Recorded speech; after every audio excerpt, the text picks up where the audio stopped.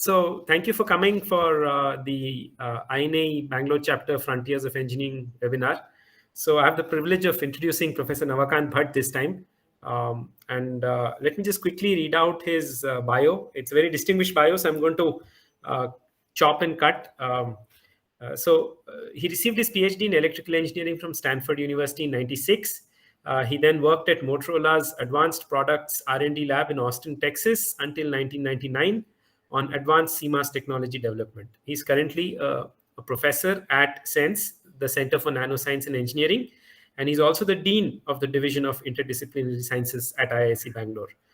His research focuses on nanoelectronic devices, electrochemical biosensors, and chemi-resistive gas sensors.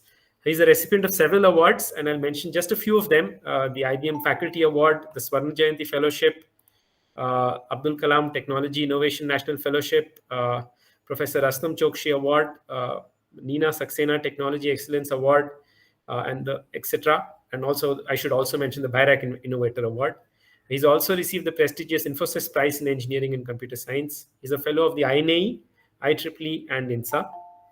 He's the co-founder of the startup Pathshodh Healthcare Private Limited, which has commercialized the first of its kind lab-on-palm device for point-of-care diagnosis of multiple chronic devices. And for this, Pathshodh has received many recognitions. And I'll skip the mentioning of those awards, but there are many indeed. So with this, I'll hand over the floor to Professor Navakant Bhatt. Thank you very much, Nilesh, for the kind introduction. Let me just first switch off my camera just to save some bandwidth, and then I will share my presentation. Give me a minute. So while Professor Navakant is sharing, a request to all the audience, two things. One is kindly turn off your audio so that there is no disturbance, and also kindly turn off your videos. That will help save bandwidth. So please do turn off your videos. It would really help, and also audios. If you have questions, we'll take the questions at the end of the talk, and you can also type your questions in the chat box. At the end, we can have a very lively Q&A. Thank you very much. Okay, can you see the presentation? Yes. Okay, great. Yeah. Thank you, everybody, for joining this webinar late in the evening. So as you can see, I have titled it as Sensor Scaling for Intelligent Heterogeneous Systems. I'll clarify, what I mean by this as we move on. Many have contributed to the content that I'm going to present to you today. Many students, postdoctoral fellows, project staff, collaborators as well. And we have been fortunate to get funding support from many organizations in the past several years. Otherwise this would not have happened. We would not have come to the level where we are today. Okay, so with that, let me directly go to the outline of today's talk. I'll step back and give a brief on the past and the present of electronics, in particular with the focus on semiconductors, where we have come in terms of scaling the technology and also managing the large scale, right? And with that background, I will sort of argue that going forward, the emerging electronics, the future of electronics, got to be beyond compute and storage paradigm. And in particular, it will have to have massively parallel sensory engines working in conjunction with compute and storage engines. So I'll give examples from our own research, two examples, one on biological sensors, which has led to what we call lab on a palm. And the other example that I'll give you is on gas sensors, with the holy grail of achieving electronic nose, perhaps in the next decade or so. Okay, so if you look at what has happened in electronics, in semiconductors over the last 5 to 6 decades, it has been a phenomenal progress. Way back in 1970s, working with transistors which were bigger than 10 micrometer, that was the technology then. We have done the dimensional scaling, right? And today we are working with the CMOS technology, which is less than 10 nanometer. right? In addition, we have also gone from planar transistors to what are called three-dimensional transistors. So there is a order of 1,000 times reduction, in terms of dimensions. It's not just this dimension reduction, there's something else that has happened concurrently. That is why, electronics is so unique. Back then, we used to build our chips with about 1,000 transistors, which are the building blocks on a chip. The prototypical 1970s first computer on a chip, Intel 4004, which is shown here. 10 micron technology, 2,300 transistors. Today, we are building chips which have, as many as 50 billion transistors. This is an example of a really heterogeneous integration from Xilinx Everest chip, 7 nanometer 3D system on a chip technology. I mean, look at the scaling here, the managing the complexity here. The number of transistors that we are putting in has gone up by 10 power 7, right? That is an amazing complexity that we are managing today, right? So a combination of dimension scaling going down and complexity going up and managing it very efficiently has really enabled us today to have what we call a seamless design flow to create complex chip with a first pass success. It is a routine thing today in the industry. You come up with an idea to make a new chip, which is going to have billions of transistors. You come up with behavioral description. There are tools today, do logic synthesis. You get the functional structure, do the layout synthesis. You get the physical layout. This is what all the fabless design houses do. Of course, there's something called a fab, which becomes a black box for all these people, because today the design is something like writing a software code, using what are called hardware description languages. That is the kind of maturity that we have achieved in making chips, right? It is these chips which are driving everything that we do today, including all this, online transactions that we are doing, right? So this is a very interesting triad that has helped us reach where we are today. That is, advanced chips are coming every year that enable in turn advanced computers to be built, and which, by the way, to design such complex chip, you need powerful EDA tools, right? And to run these EDA tools, you need powerful computers, right? There's a very interesting synergy. And it is this synergistic, cooperation that has led to the technology marvel today. And we are saying that we are building intelligence and silicon, which is so powerful that we're actually catching up with nature, right? And that's why we are talking of artificial intelligence and so on and so forth today. The parallel is really the human brain, right? The seat of computation and inference in any biological entity, right? The lives of all of us, for instance, right? 86 billion neurons, which are building blocks of the brain. Now, look at electronics. The building blocks are transistors. We are now putting more than 50 billion transistors, as I said, which is now comparable to the number of neurons that we can see in the brain, right? And in fact, that is why, we have these silicon chips, which are so complex and, so intelligent today, right? Of course, there are finer differences. We will not really get into it. The chips are really deterministic, but the brain evolves stochastically, and that's why there are some fundamental differences, right? And that's why today we are talking of building electronics, which is brain inspired, right? That's completely different topic. We will not really talk about it today. Now, with this recap, it has been an amazing journey from computer which was occupying a room to a handheld supercomputer. The mobile phones that we carry today have computation power which is much higher than supercomputers of older generations, right? Now, what next? Of course, this compute and storage paradigm will continue. We will, of course, continue to build more powerful, logic engines, and huge data storage capability chips and so on and so forth. But is there any other application that requires the feature scaling, miniaturization? The complexity, the scale of complexity and the diversity, analogous to computation and storage.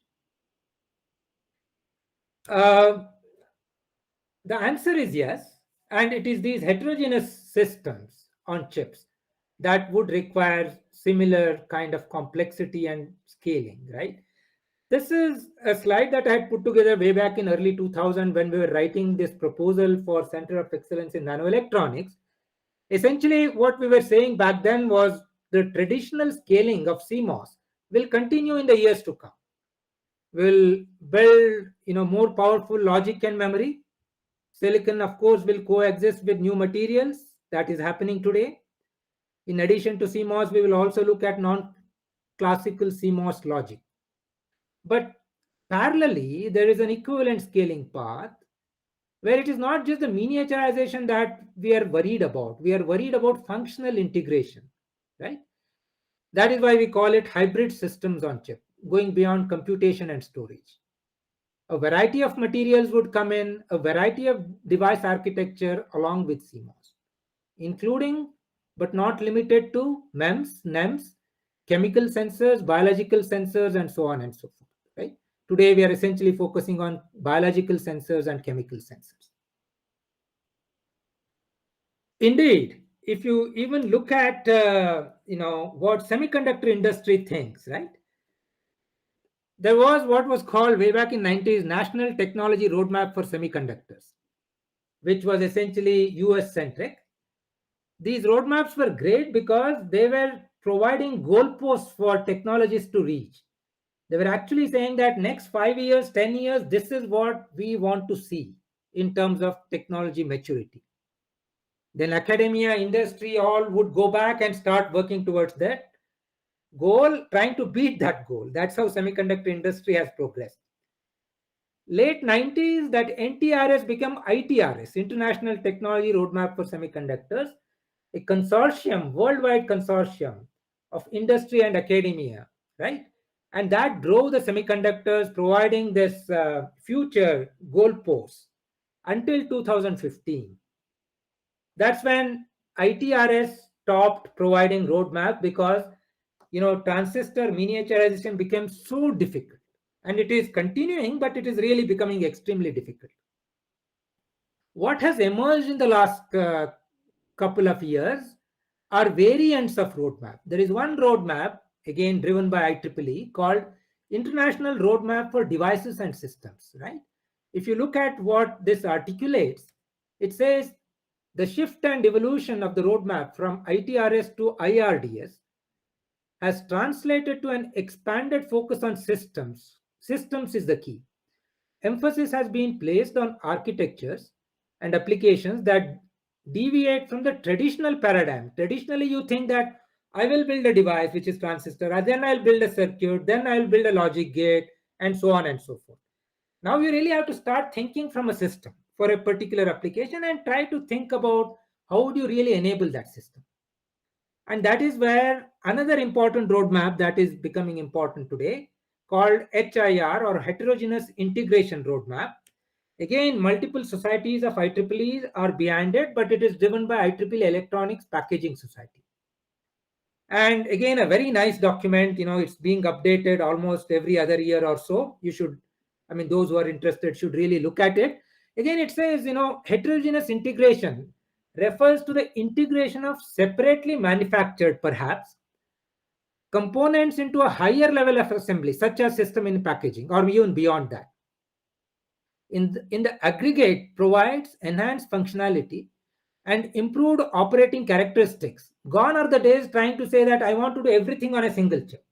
Maybe you have to think about doing things separately and putting them together to either provide a single chip with all the functions or system which has all the functions. The operating characteristics should also be taken in its the broadest meaning, including characteristics such as system level performance and cost of ownership. That also becomes extremely important going forward, right? So this is how the industry and the technology front is progressing, and is going to progress in the next foreseeable future, right?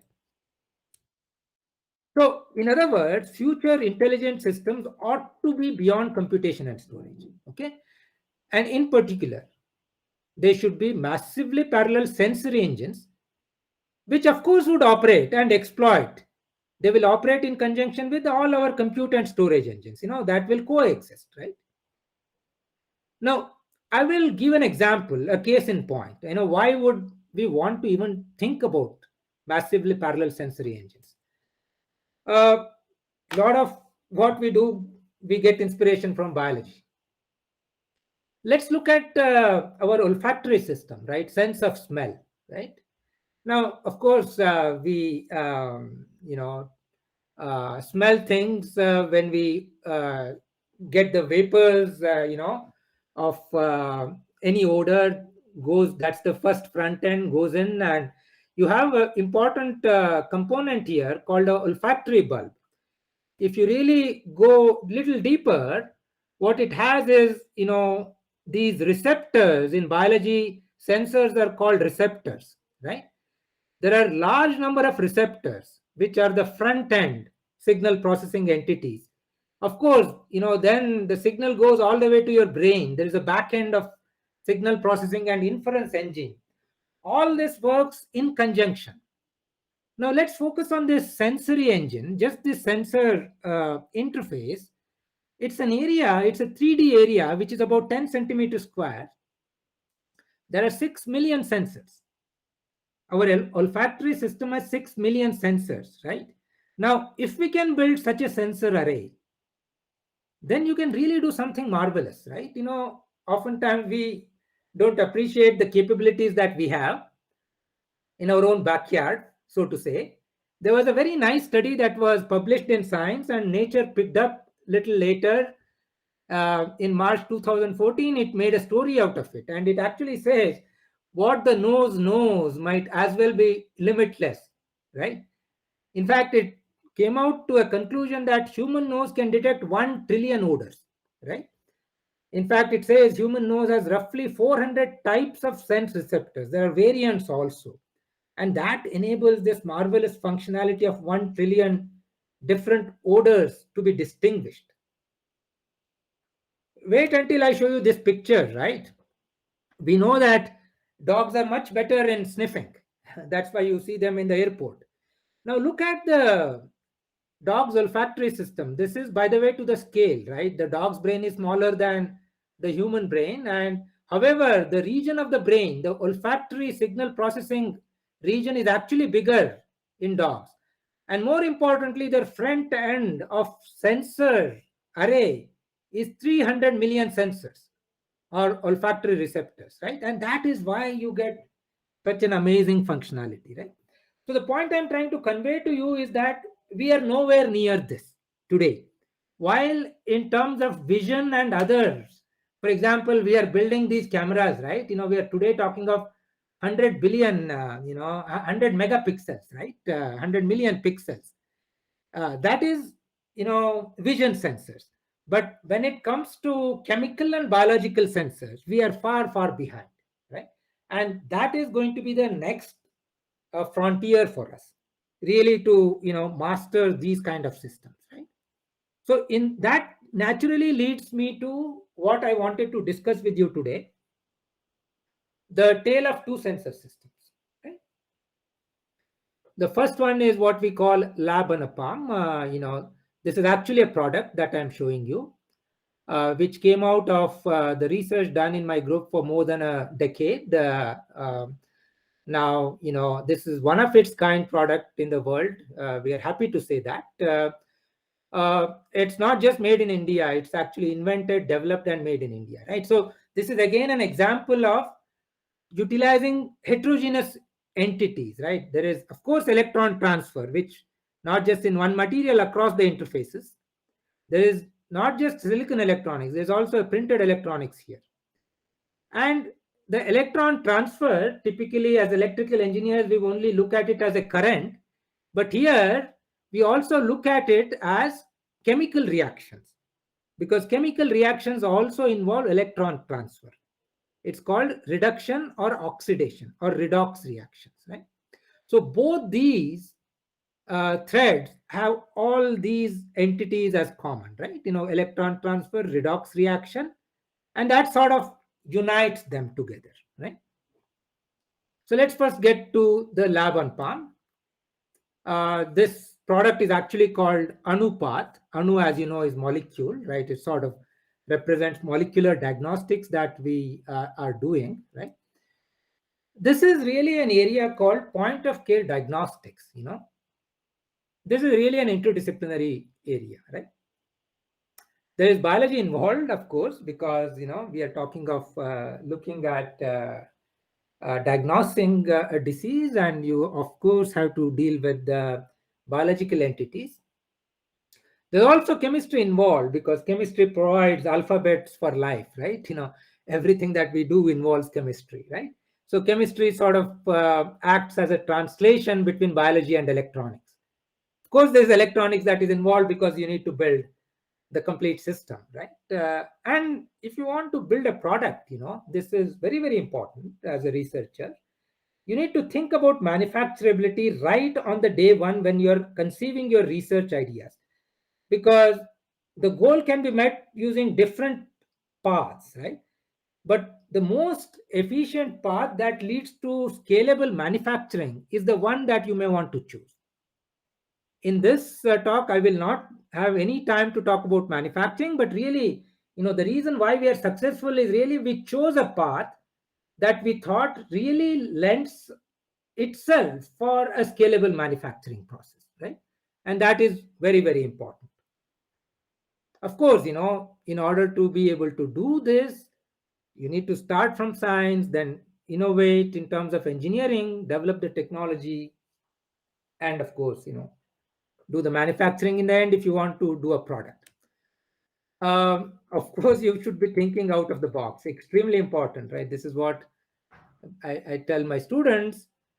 Also, you have to work in a team, right? This is otherwise you will not be able to create a product. Okay, things like this will not happen overnight, right? You really have to be at your idea, not just a year, but several years. Perseverance and patience becomes extremely important.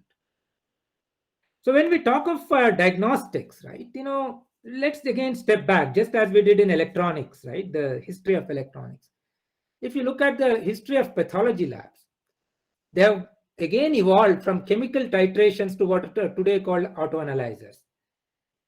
Early last century, this is how a pathology lab looked. They looked like a chemical labs. They would actually take blood sample and urine sample or any biological fluid and do a lot of titrations and do a diagnosis. In 1980s, a technology came up, what is called in general immunoassays, which really looks at all kinds of diagnosis using enzymes and antibodies, right? And that led to these autoanalyzers. These are the automated equipment that you see in any pathology lab today, right? This is what you see if you walk into a pathology lab, where you go and give your blood sample and urine sample when your doctors ask you to get some blood test done. When we were starting our research way back in 2000, the questions that we were asking, simply because I had seen the revolution in communication and electronics that enabled that. Just like phones, for example, from a phone which was a landline or even much before that to a mobile phones that we have. So can we think about a new paradigm in diagnostics, right? This is where articulation from World Health Organization also became extremely important. And it says the healthcare has to be available for everybody, accessible and affordable, right? And this is what we wanted to really address, right, when we defined this research problem. And as I said, this is really a long way, right? I'll just sort of present this, how we sort of went through all this, just to highlight that things don't happen overnight, right? We started collaborating with many people. Dr. Krishna Swami, for example, we continue to collaborate with him. a great biochemist, and of course, started many hospitals himself, including Manipal Hospital and Malya Hospital, for example. And of course, we do research in universities through our students, right? So the first generation of PhD student was Shiva. I mean, his research actually led to a US patent on glycated hemoglobin sensing. And but of course, this was just the beginning, early days. Then of course we continued the thread. As I said, you really have to. It's a marathon journey, really, right? Then of course, Vinay, who completed his PhD in 3 years, resulted in amazing technology. That just phase of the research, right? That is when we said we should actually translate this, and we incorporated this startup in IAC, and then actually took it through collaboration with our clinical collaborators, very rigorous validation. And in 2017-18, we actually started doing the soft launch of the product, right?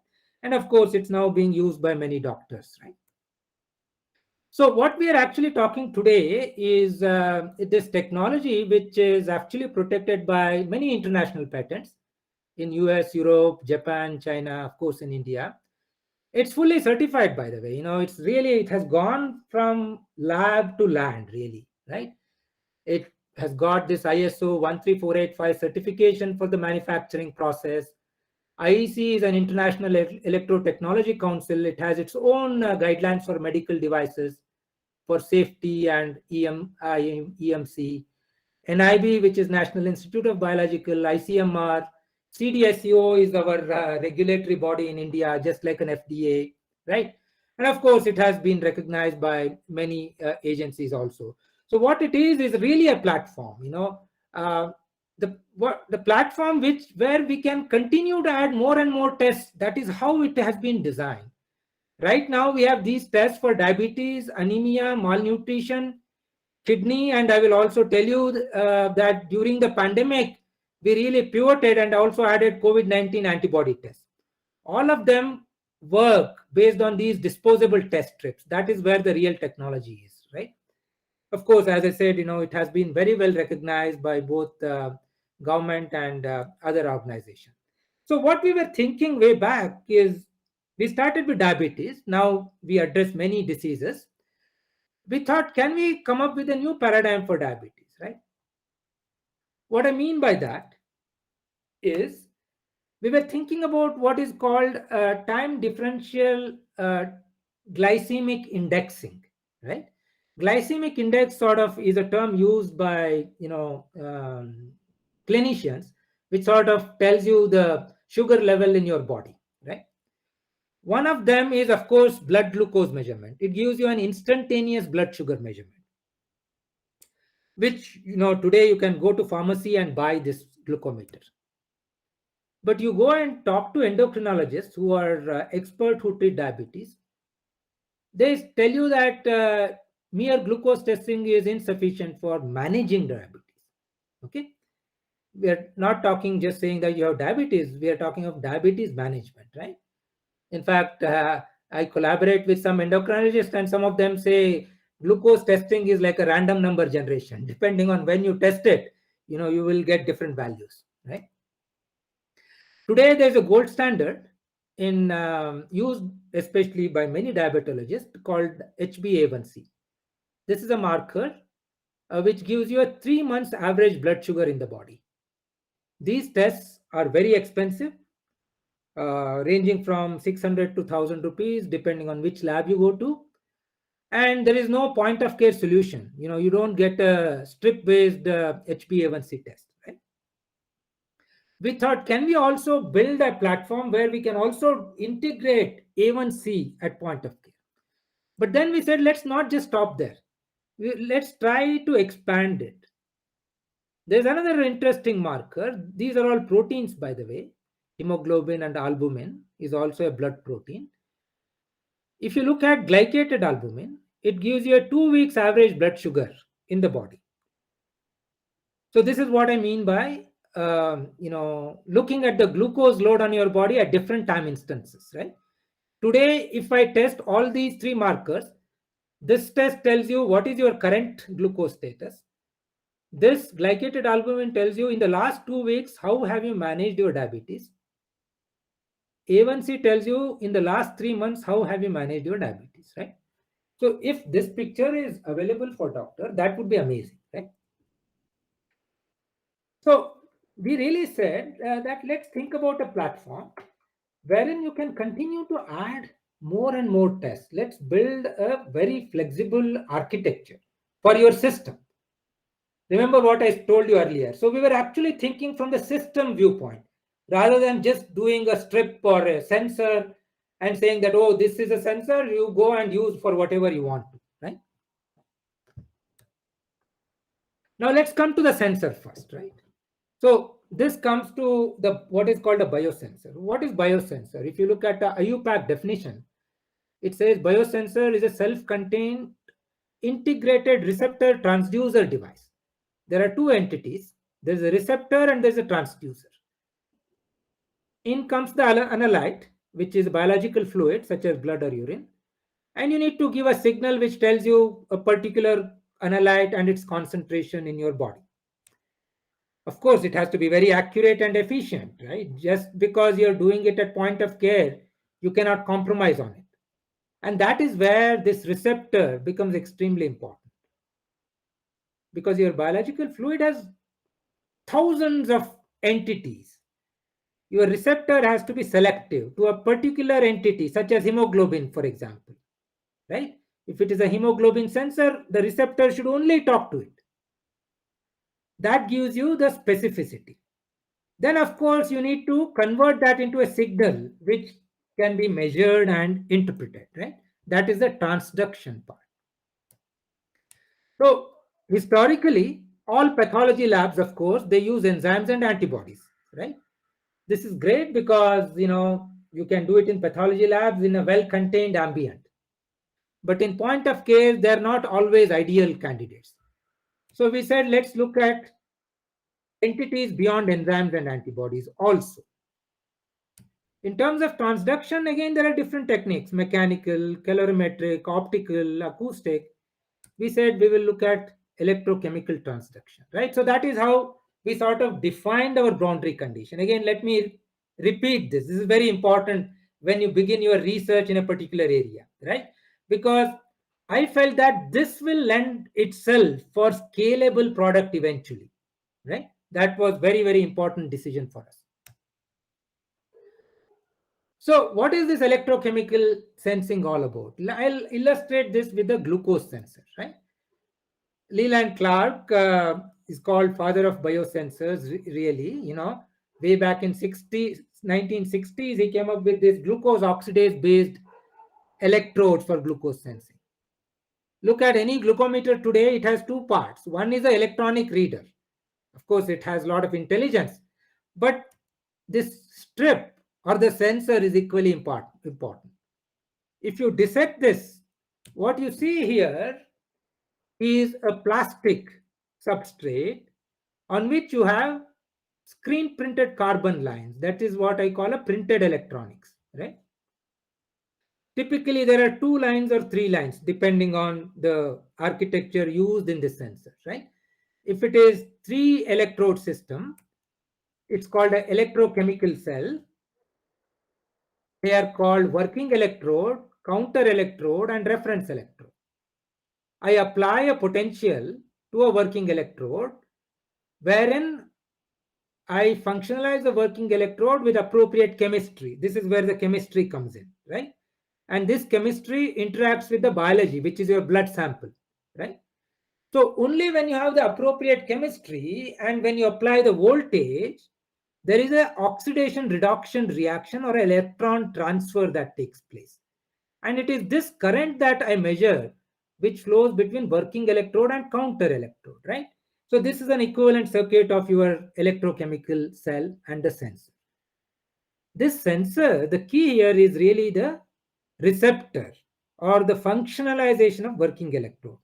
In this particular case, we functionalize with an enzyme called glucose oxidase, which, as I will show you in your next slide, results in a redox current and a reaction. gives a current which is proportional to glucose concentration. In particular, you have a working electrode, you apply oxidation potential to this. Glucose oxidase is the enzyme which is very, very selective to glucose. This enzyme catalyzes the reaction of converting glucose into gluconic acid.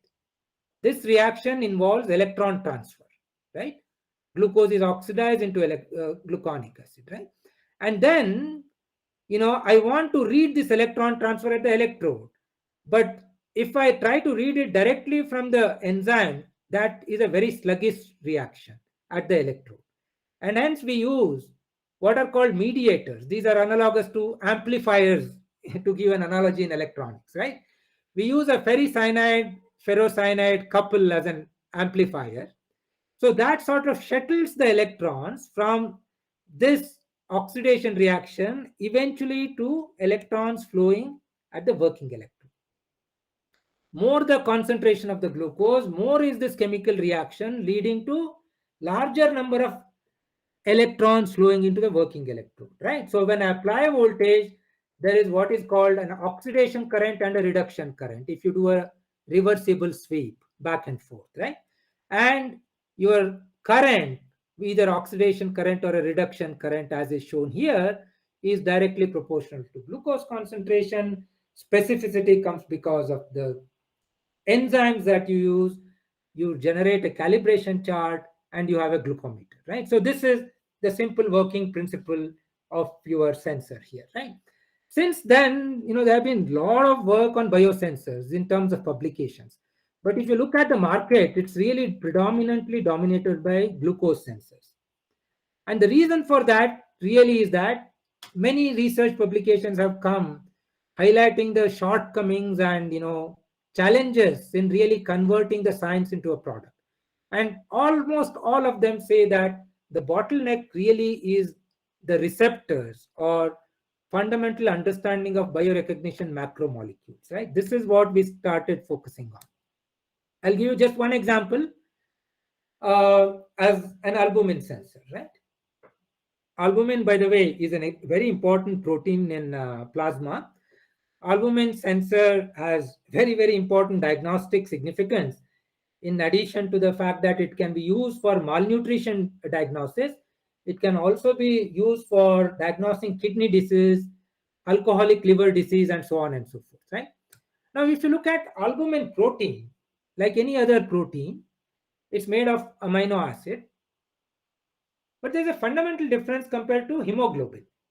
Hemoglobin is called a metalloprotein because there is an iron center in hemoglobin, and hence you can actually build a electrochemical sensor relatively easily. Of course, it's still not very easy.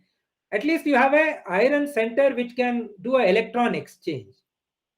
But if you look at albumin, it's like an insulator for you, because there is no redox active metal or any species in the structure of albumin. So for all practical purpose, just to give an analogy of electronics, it's an insulator. So how can you even extract electrons from it, and how can you even build an electrochemical sensor, right? So that's why, you don't see albumin sensors in the market. People have, of course, tried to use albumin antibodies, tried to build sensors. They have not been very, very reliable, okay? Using the conventional immunoassays and things like that. We really call all our sensors as biologically inspired sensors. I'll give you just one example. So when we started looking at it, this is where, we started looking out of the box solutions, right? We started understanding the albumin as a biomolecule. And it turns out albumin is synthesized in liver. That's why it's a very good marker for liver disease. And then it is released into bloodstream. And it has a lifespan of 2 weeks. After 2 weeks, this molecule dies, and there is, of course, newer albumin molecules that come in, and so on and so forth, right? And of course, if your kidneys are working fine, it should not leak into urine. If you start seeing the proteins or albumin in urine, that is what is recommended if you have kidney disease, by the way. Then that's an early sign of your kidney disease. That's why albumin detection is a marker in many, many diseases. But we started asking question, while it is in the blood, what is it doing in the blood? Can we get some inspiration? to build our sensor. And it turns out albumin in biology is called molecular taxi because it is capable of binding to a variety of substances such as fatty acid, lot of pharmaceutical drugs when we take, such as paracetamol, for instance, they first bind to albumin. But we focused on this binding of albumin to metal ions, and in particular, we focused on this fact that albumin has the highest binding affinity to copper, which is about 10 power 16 per mole, which is huge, by the way, because 1 mole is 10 power 23, which is Avogadro's number, as you may recall. So 10 power 16 per mole is a very high associative binding constant with copper. Okay. So we said, can we think of a sensor for albumin such that exploiting this fact that albumin binds copper? Copper, by the way, is redox active. Copper can be seen in copper 0 state, copper plus 1 state, or copper plus 2 state. Okay. Even copper is a good conductor, which, as you know, brings electricity home, or even in our VLSI chips, copper is the interconnect today, right? So that's not a problem. Now, can I build a test strip like a glucose strip? Except I will not have a glucose oxidase here. I will have a copper salt. Of course, the devil is in the detail, right? What copper salt, how do you really functionalize, and all that, right? If I do that, then perhaps if you put a blood drop, if copper and albumin complex with each other, albumin, by the way, is a huge molecule. Its weight is 64 kilodalton. Copper is very, very light.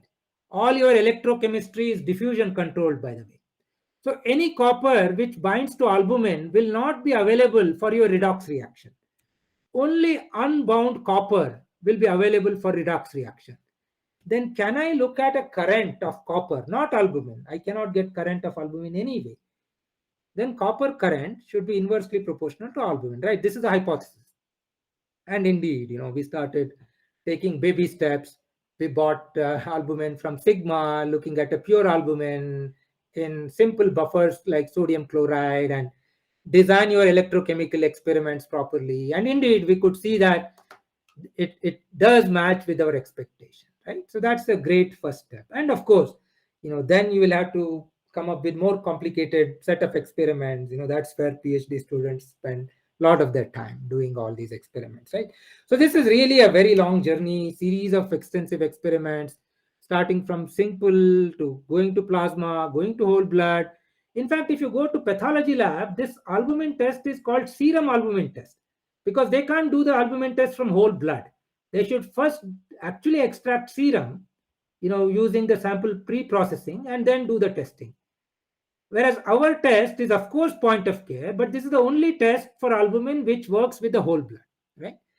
And, as I said, it goes through many, many clinical validations, right? For albumin, for glycated albumin, for hemoglobin, for urine creatinine, and so on and so forth, right? This is only one part, which is sensors, but there is also an equally important part, the system, right? The system we had to create was, as if having many, many glucometers, right, on a single device, right?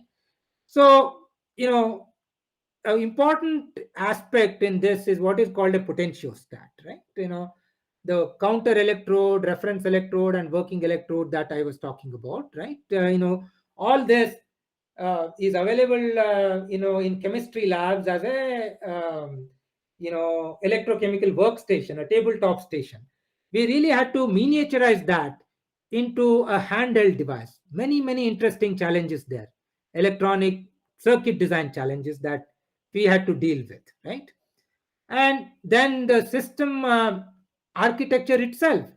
Should it be like a simple glucometer? Obviously not, because this is more complex device, right? Then should it be like as complex as a cell phone? We actually also evaluated that kind of an architecture, right? But very quickly we discarded that system architecture, right? And we came up with an optimum architecture, which is somewhere in between, right? Which is, also went through many, many iterations of evolution, right? And eventually, we also had to worry about all the standards, as I said, right? safety standards and electromagnetic interference standards and so on and so forth, right? This is where you really come up with many spins of your design and eventually go through all these enclosure design, right?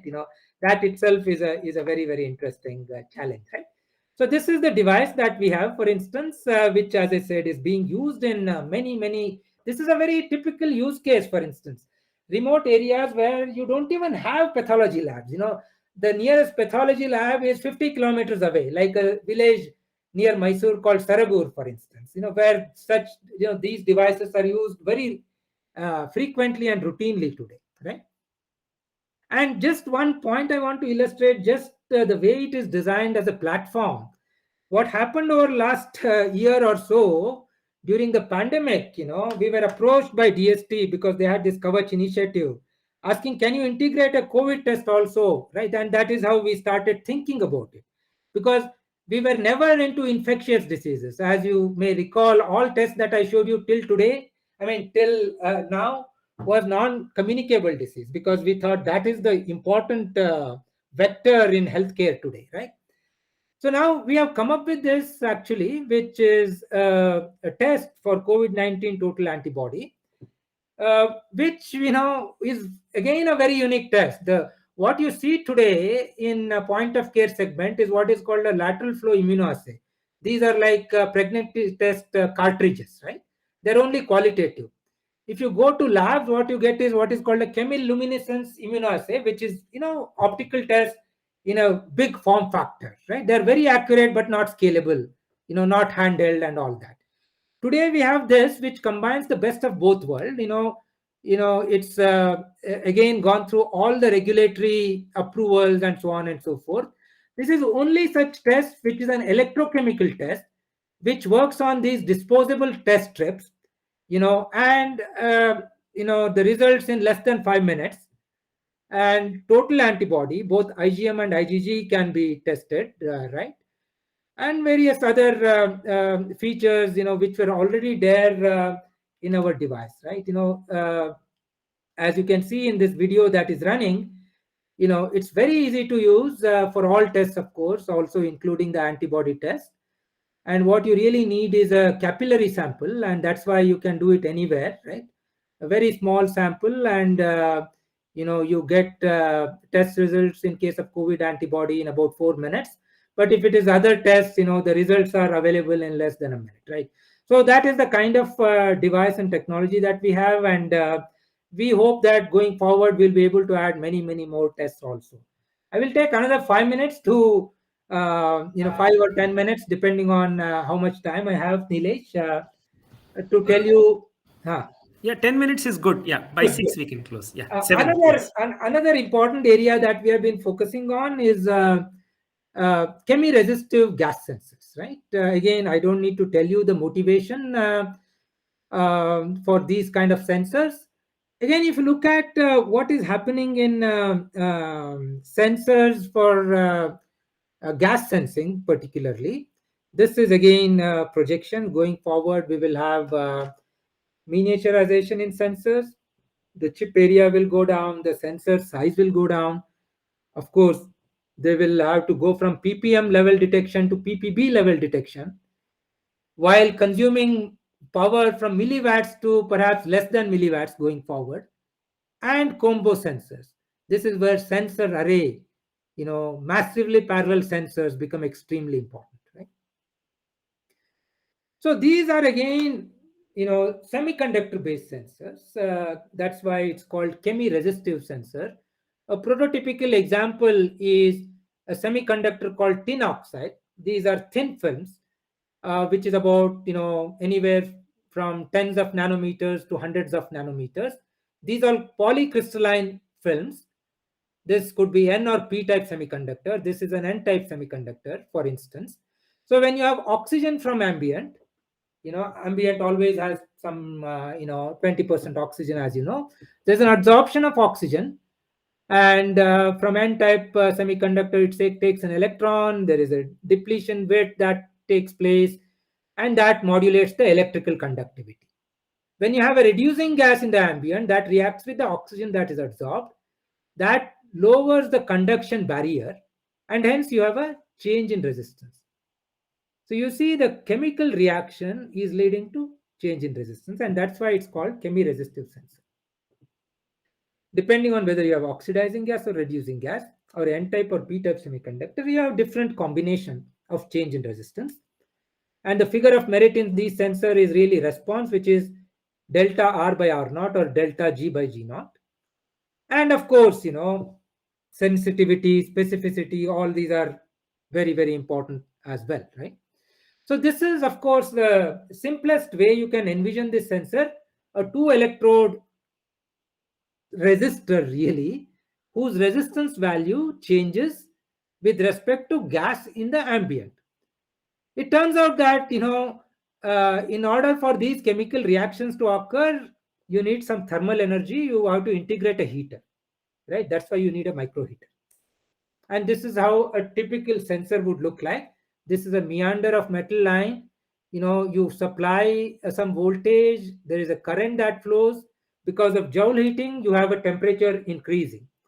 So there are details, of course, how you design these electrodes and so on and so forth. But on top of this, you put your sensing material, appropriate metal oxide semiconductor, for example. And there are details, what semiconductor to use, what is the thickness, what's its micro and nanostructure, porosity.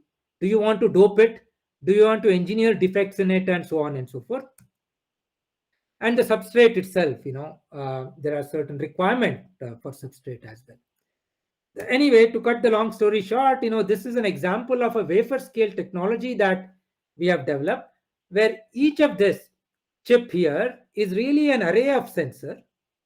1 mm square chip has 4 different sensors for carbon monoxide, carbon dioxide, vanadium, the sulfur dioxide, and NO2, using different semiconductors, which are all metal oxide semiconductors, right? Now, this is just the sensor.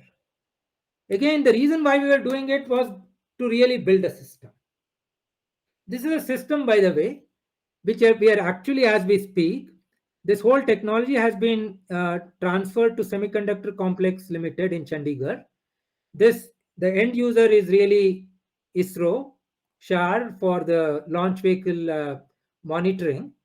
So you see, the sensor die that I showed you goes through multiple kinds of packaging experiments. And the system also evolves, right? This is real hard part, right?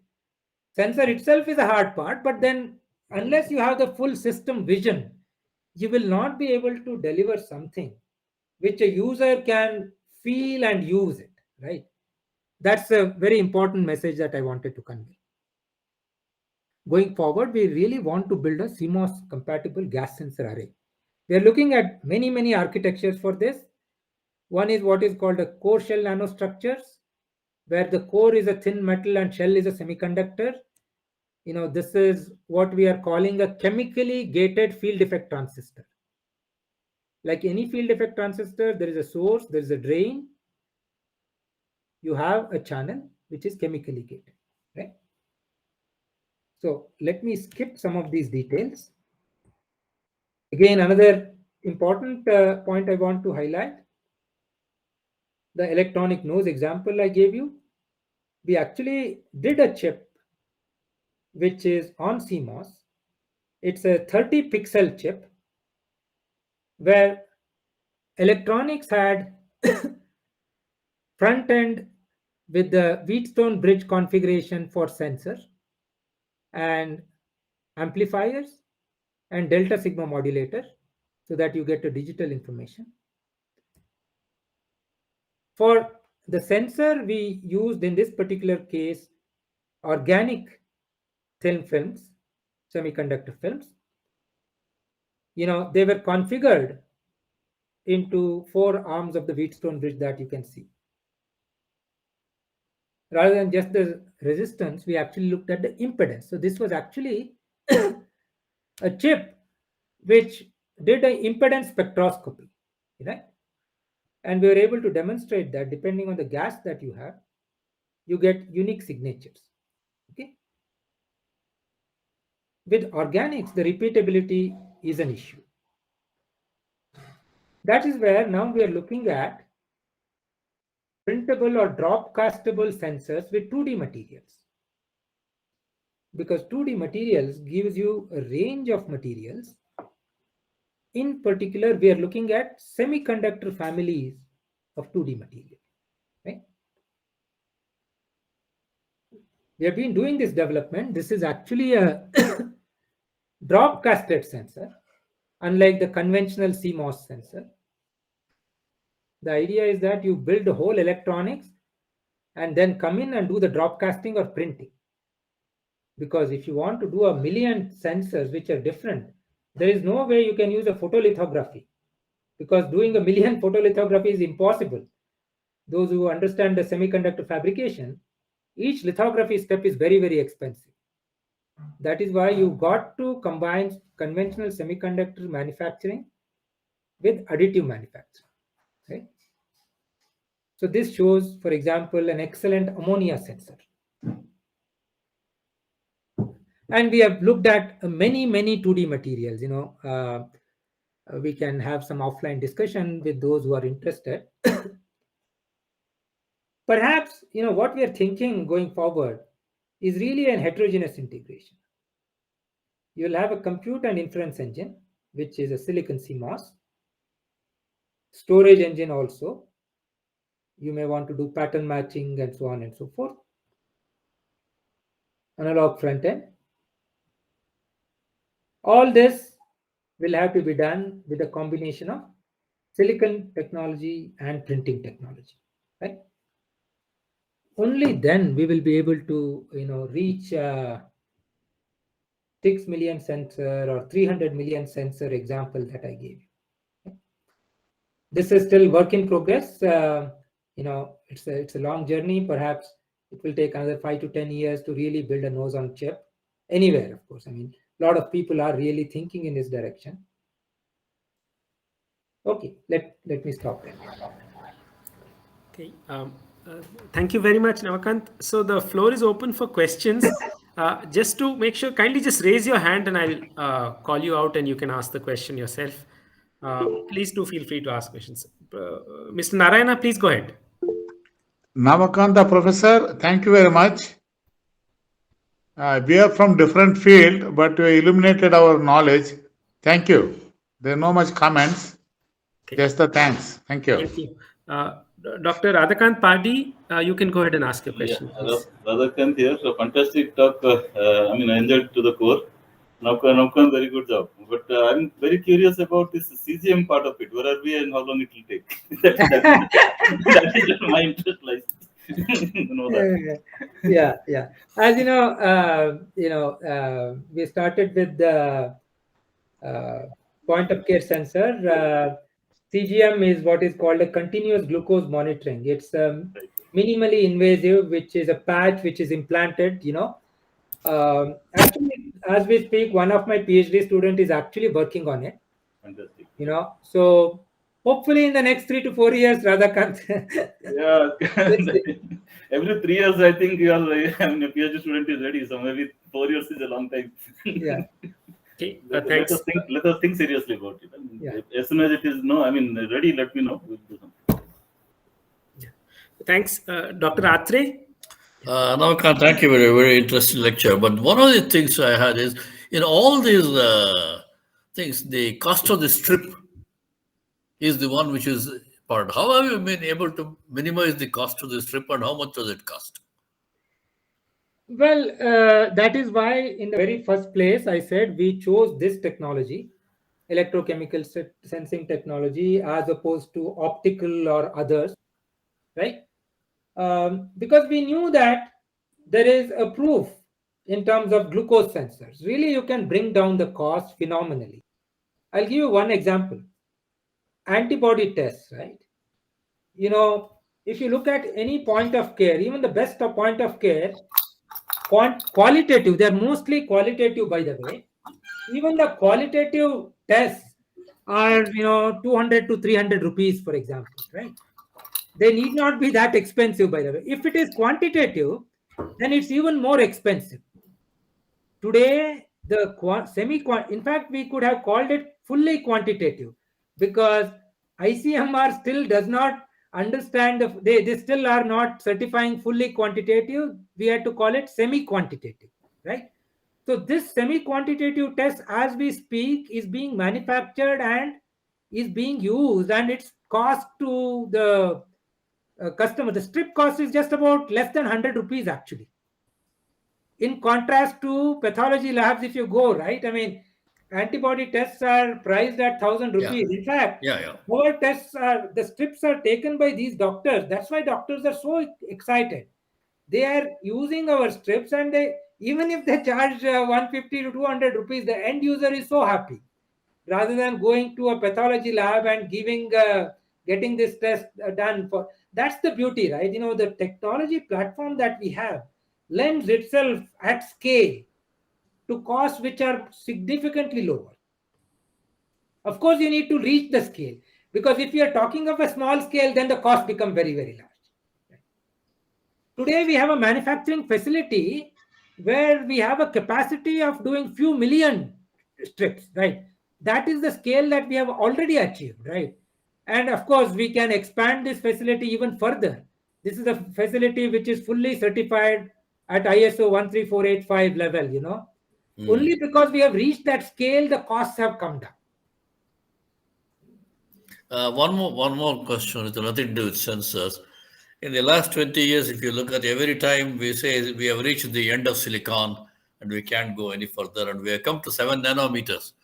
Where are we going? Is silicon still on below that?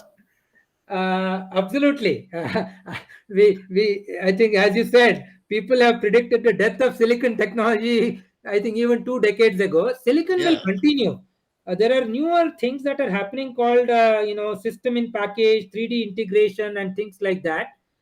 Others technology will augment silicon technology, but Intel, TSMC, they're all expanding their fabs with silicon, going to 5 nanometer, 3 nanometer, with FinFETs and beyond. I think silicon will continue at least for another 5 to 10 years, and even beyond that, silicon will stay. Other technology will only aid silicon and complement silicon. Thanks. Amit Roy, you can please go ahead.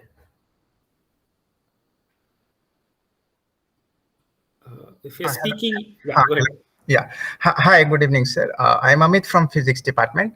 Sir, I am curious to know about that. Like now in these days in COVID time, like many such equipment we are looking at home, like to monitor like oxygen level and other things.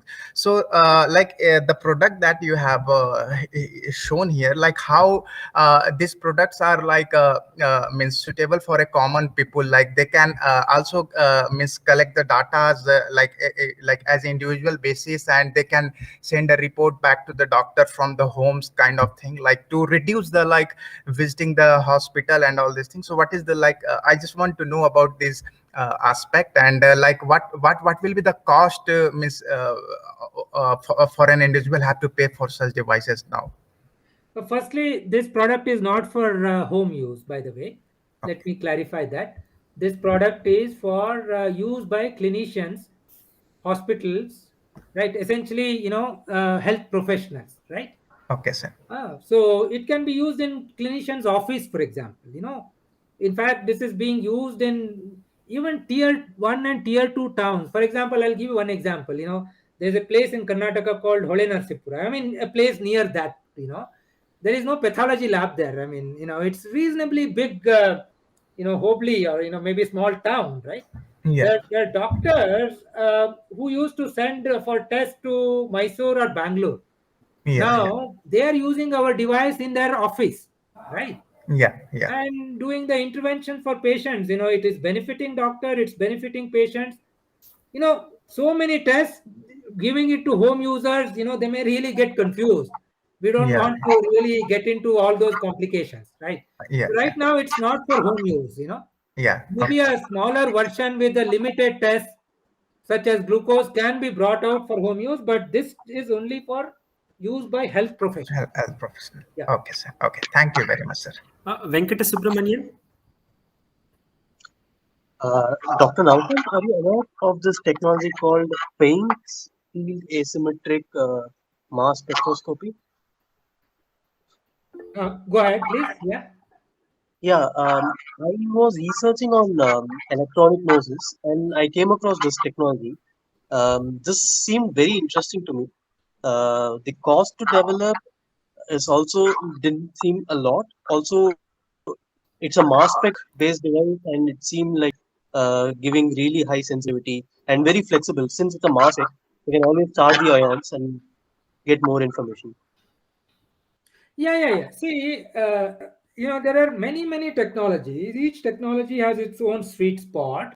Mass spec is one example that you mentioned, right? Mass spec is, of course, used even in pathology labs today for some niche tests. Okay, every test has its sweet spot, right? Mass spec cannot do everything. Okay, and it's also not a good idea. Even though it might look very attractive in research, right? When you really think about product, there are a lot of details. I can tell you with my own example, having gone through this translation in the last 10 years, converting research into product is really very difficult. Okay, so of course in research there are very exciting things that are coming up. There is also an NMR. They are talking of portable NMR, for example, right? All these are exciting technologies. They would be very useful for certain applications. All these will coexist, right? It's not that one size will fit all. Got it. Got it. Okay, great. Thank you. Yeah, thank you. Any other questions, please? We can take perhaps one more.